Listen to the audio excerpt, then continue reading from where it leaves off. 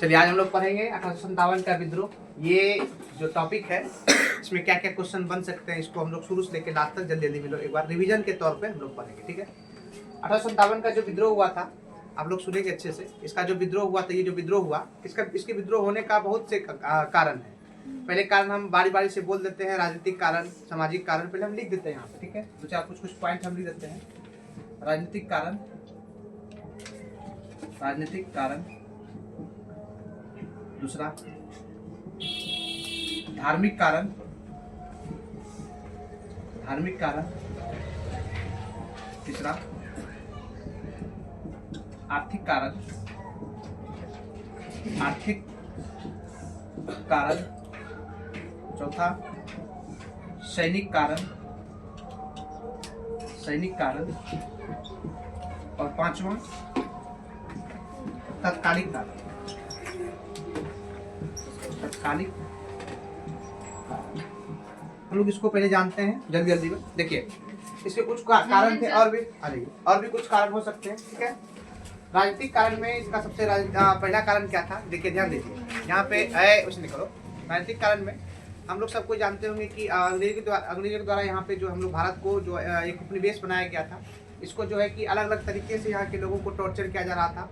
इसका एकदम प्रतिकूल प्रभाव यहाँ के नागरिकों पे पड़ रहा था। ठीक है, जैसे हड़प नीति, लॉर्ड डलहौजी का हो गया हड़प नीति, और भी कई जैसे कॉर्नवालिस का कुछ अलग अलग प्रकार का जो टैक्स लिया जाता था, भूमि कर वगैरह, रस वगैरह, वो सब कारण आ जाएगा किसमें, राजनीतिक कारण में।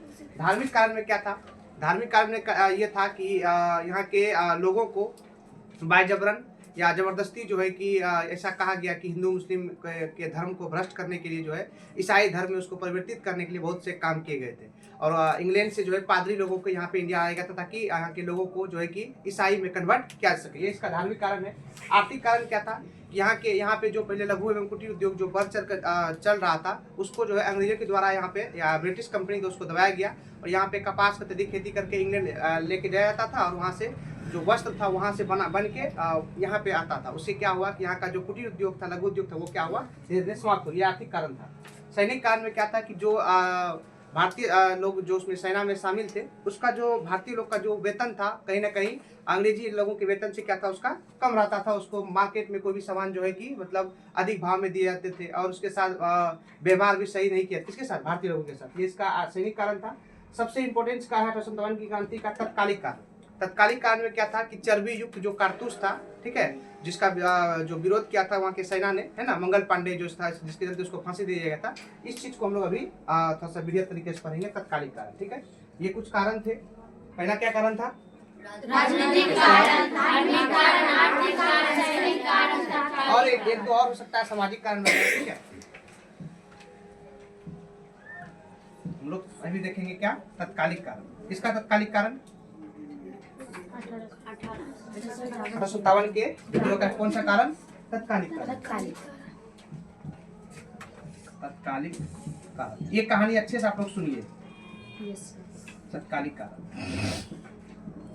देखिए, तत्कालिक कारण में सबसे मेन कारण इसका क्या था कि जो भी भारतीय लोग अंग्रेजी सेना में शामिल थे, अंग्रेजी कंपनी में जो सेना के तौर पे काम कर रहे थे, तो यहाँ पे अंग्रेजी अधिकारी द्वारा पहले जो बंदूक जो इस्तेमाल किया था, तो बंदूक का नाम था ब्राउन बेस। क्या नाम था, ब्राउन बेस। और ब्राउन बेस को जो है इसको हटा करके एक नया बंदूक लाया गया जिसका नाम था new Enfield rifle. New Enfield क्या था, राइफल। इसमें क्या किया जाता था, इसका जो कारतूस होता था, जल्द समझ, इसका जो कारतूस होता था उसको दांत से खींचना पड़ता था, और तब ये इसको चलाया जाता था। कुछ दिन के बाद ये अफवाह फैल गया भारतीय सेनाओं में, ये अफवाह फैल गया कि जो कारतूस है, वो कारतूस जो है, जो ब्राउन बेस के जगह पे जो हम लोग जो इस्तेमाल कर रहे हैं, ये राइफल या ये बंदूक, इस बंदूक में जो है गाय और सुअर का क्या था, गाय और सुअर का क्या था, चर्बी था। ये भ्रम, मतलब ये अफवाह फैल गई थी, गाय और सुअर का चर्बी था। तो लोगों को लगा, यहाँ के जो लोग थे, जो भारतीय सेना मतलब अंग्रेजी सेना में जो शामिल थे, उसको लगा कि हमारा कहीं ना कहीं धर्म क्या हो जाएगा, भ्रष्ट हो जाएगा। ये अंग्रेज हमारा धर्म क्या करना चाहता है, भ्रष्ट करना चाहता है, मतलब कि हमारे धार्मिक चीजों के साथ खिलवाड़ करना चाहता है। तो गाय और सुअर का जो चर्बी था, ये अफवाह पहले फैल गई थी। तो इसका जो विरोध किया पहली बार कौन किया था? मंगल पांडे ने किया था। और मंगल पांडे का ये विरोध जो है कि इस विद्रोह का सबसे बड़ा चिंगारी तरीके से क्या किया, काम किया। और बाद में कुछ दिनों के बाद चेक करने के बाद पता चला कि वाजिब में मतलब वास्तव में जो है कि इसमें गाय और सुअर का चर्बी का क्या होता था, प्रयोग किया जाता था। ठीक है, अब हम लोग जानते हैं कि इसका आगे इसका क्या प्रोसेस था। बंदूक का क्या नाम था पहले? ब्राउन मतलब क्या नाम था उसका?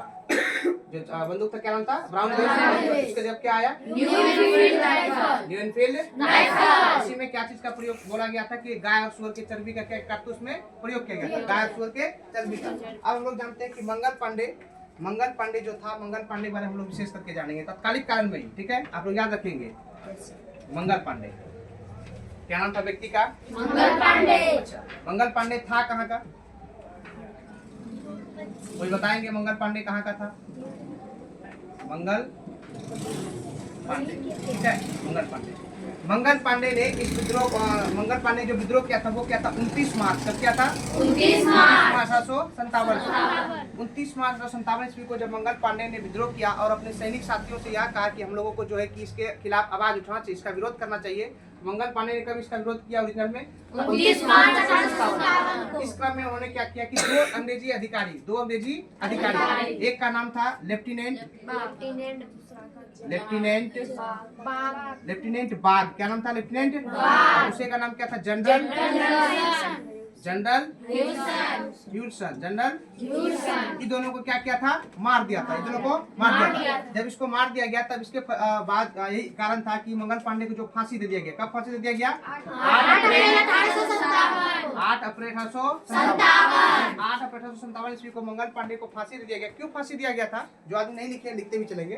क्यों फांसी दिया गया? क्योंकि मंगल पांडे जो विद्रोह किया था, जो दो सेनाधिकारी अंग्रेजी अधिकारी, जिसका नाम था लेफ्टिनेंट बाग, एक का नाम क्या था? जनरल। ये दोनों को क्या किया? मार दिया, अपने बंदूक से मार दिया। उसके बाद इसको क्या किया गया? फांसी दिया गया। कब? 8 अप्रैल 1857। जब मंगल पांडे को फांसी दे दिया गया तब ये विद्रोह धीरे धीरे व्यापक रूप लेने लगा। व्यापक रूप लेने के बाद ये जो है कुछ दिन के बाद 10 मई, कितना मई को? 10 मई 1857 ईस्वी को ये कहाँ पे फैल गया? मेरठ तक फैल गया। मेरठ कहाँ? यूपी में। कहाँ पे? यूपी में। इसके बाद एक दिन के बाद 11 मई 1857 ईस्वी को ये कहाँ चल गया? दिल्ली। कहाँ पे? दिल्ली में फैल गया। और दिल्ली में मतलब 11 मई में फैला और 12 मई तक यहाँ पे जो भारतीय लोग जो सेना में शामिल थे उसका वर्चस्व दिल्ली में पूरा हो गया। ठीक है, और यहाँ पे दिल्ली में जो इसका नेता बनाया गया, उस टाइम नेता बनाया गया था किसको? बहादुर शाह। बोलिए बहादुर